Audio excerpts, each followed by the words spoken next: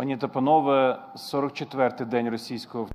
Ladies and gentlemen, it is the 44th day of the Russian aggression and the 9th year of the Russian war against Ukraine. My name is Andriy Trivichenko on behalf of the Ukraine Media Center. I welcome all the journalists who are telling the world about our fight for freedom. There's a very tragic topic we're following today. In the morning, there was a barbaric airstrike on the railway station of the city of Kramatorsk, Donetsk Oblast. And we know that dozens are dead and hundreds are injured from this barbaric airstrike. This railway station was the key station for the evacuation of Ukrainian peaceful civilians from Donbass. We hope to be able to cover more information about this event, so please follow our news announcements. But also today we want to talk about Ukrainian cultural resistance and cultural initiatives in the future. In Europe there is this initiative that every year they define the youth capital of Europe. Every year it's a different city. So we wanted to have some new angle on this idea, and I invite Oleh Malets, the head of the network of youth spaces TVORY, to tell about possible update to this idea. Hi, I'm Oleg. And I want to explain more about this. From 2009 in Europe there was this competition called Youth Capital of Europe, and every year it's a different city. There's a competition really, and for example this year they defined who will be the Youth Capital in 2025. So we've applied last year. We were one of the 19 contestants, and yesterday we've heard the top 4 of the finalists. It's Fuenlabrada from Spain, Izmir from Turkey, and Tromsø from Norway. And the city of Lviv. Yes, and the city of Lviv is also in this top 4. So we understand that the application was submitted before the war started, and everything which was applied is now irrelevant. We are redefining the whole concept. So today it's no longer the fight of one city of Lviv for the democratic values. Now it's about all the villages, all the cities in Ukraine coming together to achieve victory. And last year, when we applied, we've noted that we will be able to improve the level of volunteer activity from 10 to 50% in the city. Now we see that all over Ukraine, volunteer activity is a powerful force, and millions of young people are now redefining the country. So our action plan is to create this recovery plan for all Ukraine. The recovery starting from changing the width of the railway track to the European width, to changing the values. So it's about the cultural Marshall Plan for Ukraine. And now we are launching the wide-scale discussion which would help us define further activities. So we see that the European architecture for both security and democracy is imperfect, and the youth has a chance and has all the possibilities to improve, and the voices of the youth have to be heard. So volunteer activity also supported the army in the first days of the war, and we see that, well, these young volunteers, they have helped. We managed to help all the IDPs in Ukrainian cities and villages, and it's about responsibility of the youth. So young people are strong and they're ready. So have faith in youth, and then Ukraine will definitely be strong. So now I invite you to watch this video recorded by young people from different corners of Ukraine, and it's about the struggle all over Ukraine, starting from Gremich to Sarich, from Solomonove to Luhansk. So, this is this video.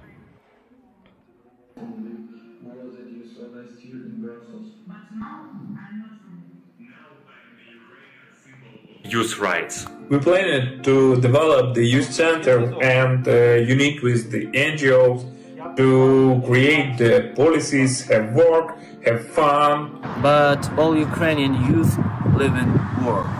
Day by day we are fighting for our lives, for our tomorrow. We are fighting for our homes and cities. That is why we have decided to unite our application. And now we're applying from all Ukrainian cities, because as you can see, there are no borders anymore. Маріуполь, Харків, Чернігів, Суми, Івано-Франківськ, Київ, Луцьк. And other cities are standing here for you, Europe, for your youth. These cities, they form your shield. Every Ukrainian boy and girl are your shields now. Stand with Ukraine. Help Ukraine. Unite for Ukraine. And you will never see this nightmare with your own eyes. For youth rights.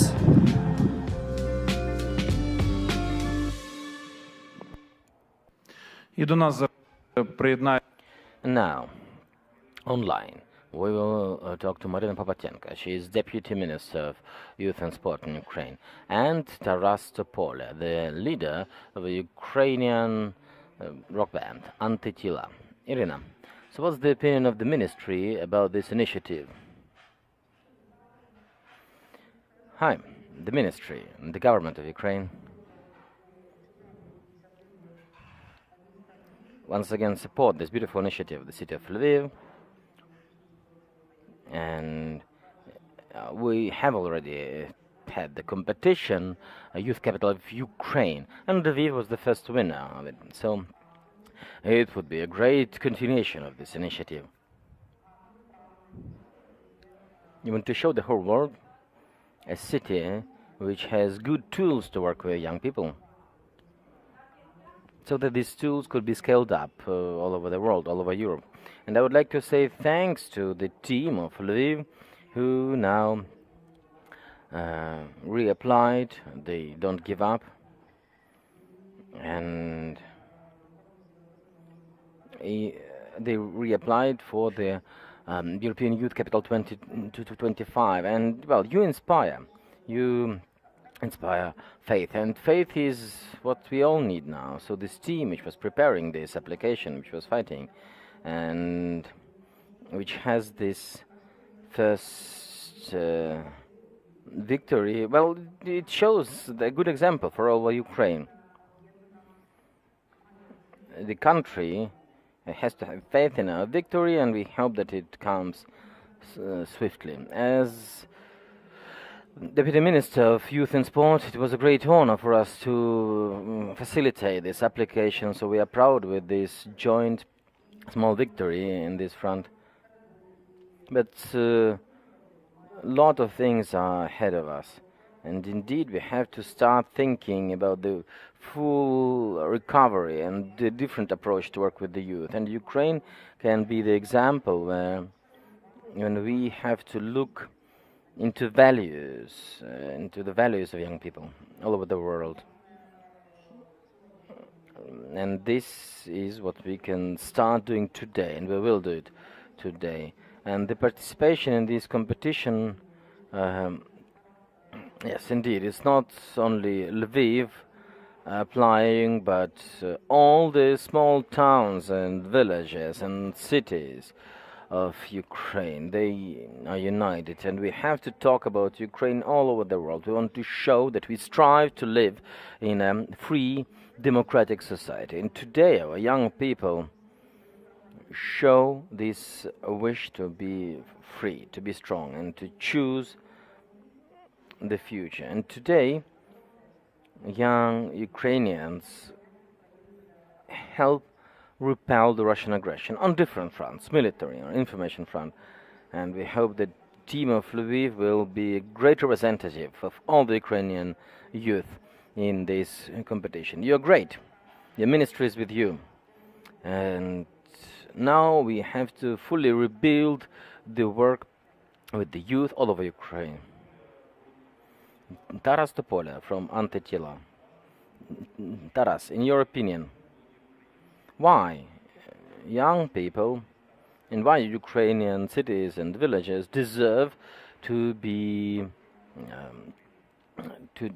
to be called the youth capital of Europe in 2025? You know, when I was the youth ambassador of UNICEF in Ukraine, and I'm no longer having this position due to some unpleasant reasons, and that includes also my personal values.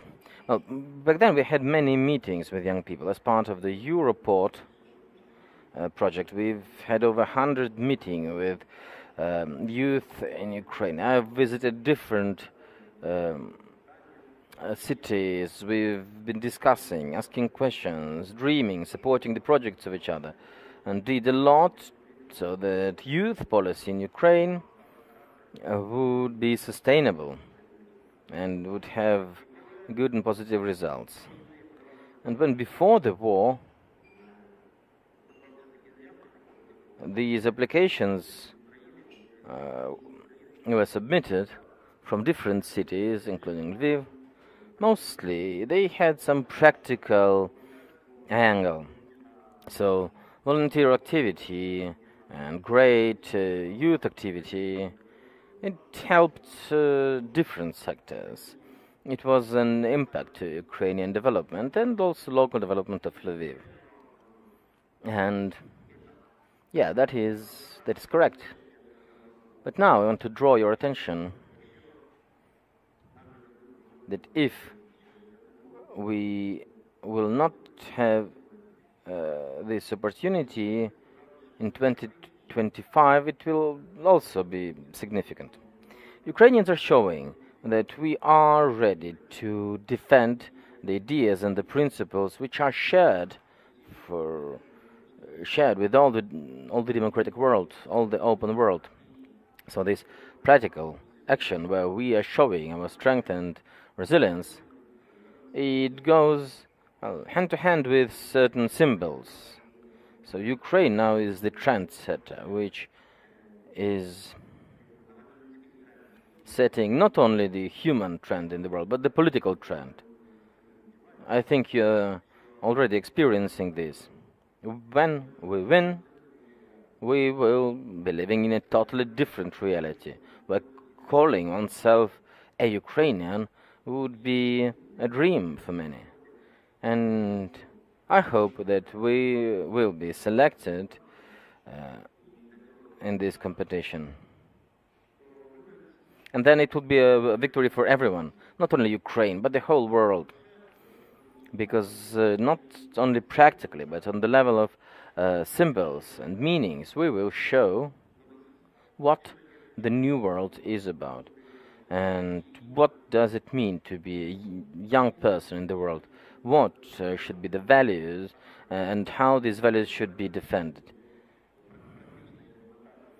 Yeah, and of course also it has to be implemented practically, but this initiative will definitely help recover and redevelop Ukraine. So I fully support this, and by 2025 we have to do quite a lot of things. And now, of course, first and foremost is the victory over the terrorist state, Russia, and we'll do this.